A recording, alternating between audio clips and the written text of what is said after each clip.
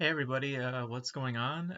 Hope you guys have been enjoying the content on this channel lately. Just been doing a couple of videos there and there. Did the DC fandom recap and stuff. So I promised in that video that I was going to do a review of Dune, the 1984 version of Dune, in preparation for the new one that's coming out this week. Um, and I'm going to do that today. I'm going to do a review because I finally saw it last night for the first time. And I just want to talk about it for a little bit. Just my reviews are a bit different. I'm not really structured with my reviews. Again, I've said this on my channel plenty of times. Is that I don't have much of a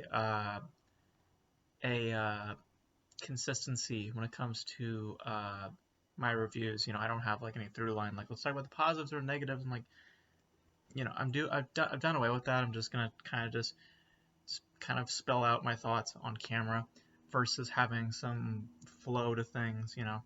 Um, which is funny because Dune uh, does not have consistency, the 1984 one, um, and we'll address more of Dune in a second. But um, I've never read Dune. I've never read the book. I've known about the book because of the remake coming out, so I've heard things about the book. I didn't know anything about it besides it's heavy science fiction and it's considered one of the hardest novels to adapt, and uh, it's pretty dense and something about spices. That's it. Um, I was given some clues based on the IMAX footage that I saw from Dune because I saw that IMAX presentation that they did a long time ago. Um, but beyond that, I didn't know anything about Dune. Um, so I went into the 80s version expecting um, something interesting because David Lynch, I've never seen David Lynch's work, but just from clips and just from discussions that I've heard about Lynch, he's a very fascinating filmmaker and has a very distinct visual sensibility. Um, and that's translated a lot through this movie. There's a lot of very unique visual ideas at play here, and the atmosphere itself visually is just like fascinating to me. I really like the look of this movie a lot, especially the practicality. Like some of the stuff that you would assume would be CG is actually practical, and I really appreciate that. Um, and I found just like it's a weird instance where I'm interested, but I also understand the weight of the source material being adapted here because um, David Lynch has been on record saying like this is not his favorite movie that he's ever made. It's his least favorite film, if I'm not mistaken. And I can see why because it's very inconsistent, narratively speaking. There's too many stories going on. There's like a romance that's introduced towards the end that's completely just thrown in there like out of nowhere. Um, real no setup. Real there's not a lot of real setup. Um, and I just want to know for anybody who's read the book of Dune, um, is this movie in line with that book? Like, because I know that the 1984 film is basically a condensed version of the entire book, where the new movie that we're getting in a few days, is part one to that story. Um, so I don't know, like, if the how much the film leaves out. I assume it's a lot of stuff. Uh, but for anyone who read the book, I just want to know, like, if the 1984 film is considered kind of a faithful adaptation or if it's taking a lot of liberties. Just curious. Um, but uh, but yeah, it's very inconsistent, and the performances are pretty spotty. Um, Kyle, who plays Kyle McLaren, I think that's how you say his name, who plays Paul Atreides. Um, I'll say this: Timothy Chalamet looks a lot like that version, so I don't know if that was the inspiration for casting Timothy Chalamet in Dune in the new one because of Kyle McLaren's look. I don't know if that was an inspiration because Denis Villeneuve's been on record saying that he's kind of not taking huge inspirations from Lynch's version. Even he's basically said that he doesn't really like Lynch's version. Um, so I'm just curious if that is like something that was, you know, kind of an inspiration in some respects. Denis Villeneuve was inspired by Kyle McLaren's look for Timothy Chalamet's look in the movie. I'm just curious about that. Um, but yeah, Kyle McLaren, the whole cast in general, very spotty performances. Some of them are playing it very standard, and then some of them, like the main villain of the film, go very over the top, and it just doesn't work. Um, and I think it takes a few too many cues from Star Wars and Star Trek. Like it's going as far as casting Patrick Stewart in the film. Um, but it's that visual identity that Dune has that I think is very welcoming, and I think is actually something very interesting. I'm just pulling up my notes just in case I left out anything. Um, but that visual sense of what Dune is, the artistry of it, I think is actually the best thing about it. And to be frank, the thing that actually kept me interested. Um, because the world that Lynch creates from a visual point of view um, is really, in my opinion, something to really behold. I think it actually is, in many ways, pretty impressive. I just don't think the execution surrounding said vision, that visual vision, um, was done justice. Because it also lacks a really good focus. Like we're focused on Paul and the main villain, I would say. Like those are the two characters that we're following the most in the film, and I don't think we really get a good idea of who they are beyond some really overly reliant voiceover. I hope the new Dune doesn't have that. Um, and some like basic story setups that that you come to expect.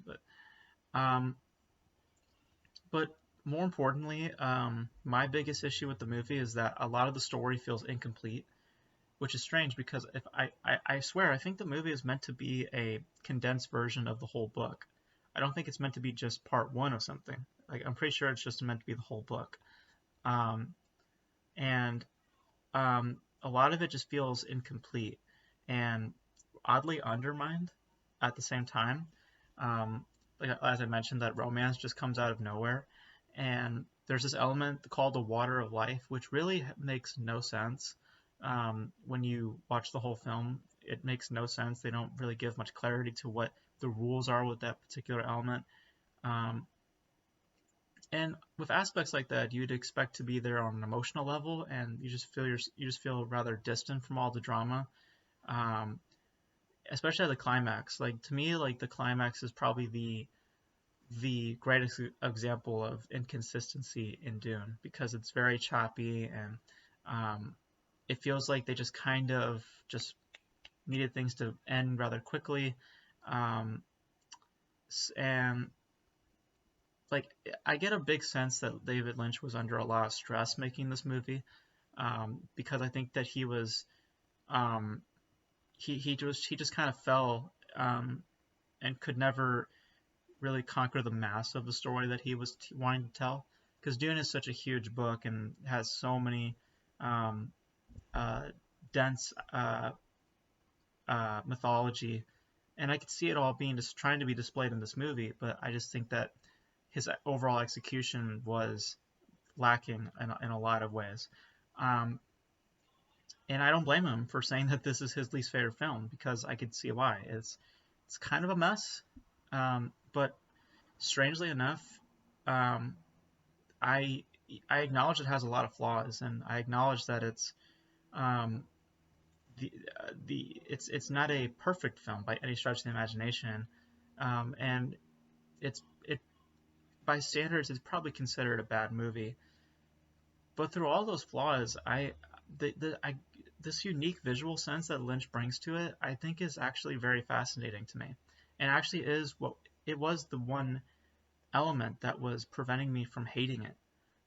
Because if the overall production was not there, I felt like then I would have probably been starting to hate on this movie.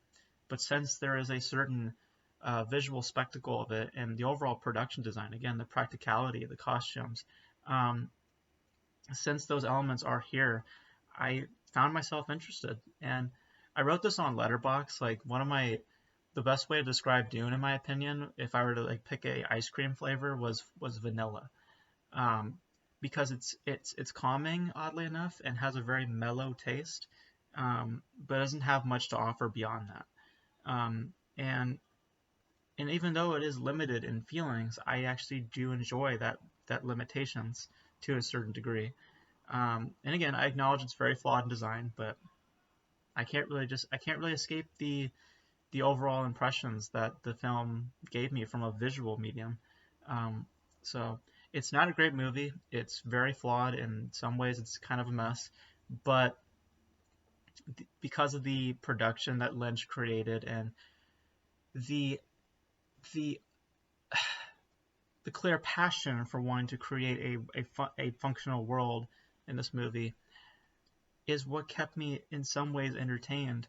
But there is certainly many flaws with this. Like I said, the performances, the overall narrative, um, the lack of grip in some ways, and the huge levels of inconsistency throughout the whole film. But um, it's certainly not bad though. I think that it's watchable, but if you're wanting to see a well-rounded film, Dune is not that movie. But if you just are in it to see something visually interesting, then I think that Dune might please you in some respects, um, because I was satisfied just from a visual medium. And I'm not saying that this is a great movie. I'm not even saying this is a terrible movie. I'm saying that Dune is okay. Like I can honestly watch it again. I'm being honest. I can honestly watch it again. Sorry if my camera's going up and down. I'm just on my bed. I'm just got lazy. I didn't want to set up my whole thing. I just decided just to film it on my bed. But yeah, I think that Dune is interesting. I wouldn't say it's bad. I wouldn't say it's great. I wouldn't even say it's fine because I do acknowledge all those flaws. I would just say it's a perfectly okay movie, and um, I would watch it again. And for what the new Dune has to compete with, I don't think it has like, um, I don't think it has to do too much to to to be better than this version. Um, as long as there's a consistent flow of story and I can understand the characters more, get more attached to the characters, and get a more well versed understanding of the world at large, um, and also visually if it's great. Um, I'm pretty sure the new Dune will probably be better than this one, um, but again, from a visual medium, I thought it was okay. I honestly thought it was okay. So, and again, if those elements weren't there, then yeah, I probably would have hated this movie. But since they're there, I I sit here saying it's okay. So those are my thoughts on Dune, the 1984 version. Um, Again, I don't know if this is supposed to be part one and part two slammed together in the 1984 version, or if it's meant to just be only about part one. I know the new one's just part one of that story, but if anyone could just clarify for me about what the 1984 one was trying to be, and if it was a faithful adaptation, also, like if it hit all the story beats that the book had, or the important parts. So you guys let me know, and this concludes my part one to my Dune reviews, and of course we'll be doing the new Dune, which comes out in a few days. Really excited really excited for it. Um, so that's pretty much it. You guys let me know your thoughts on the 1984 Dune, and I'll catch you in the next video. Probably going to be the next Dune review. If anything big comes out, we'll discuss it. But until then, guys, thank you guys for watching, and I'll catch you guys next time. Bye.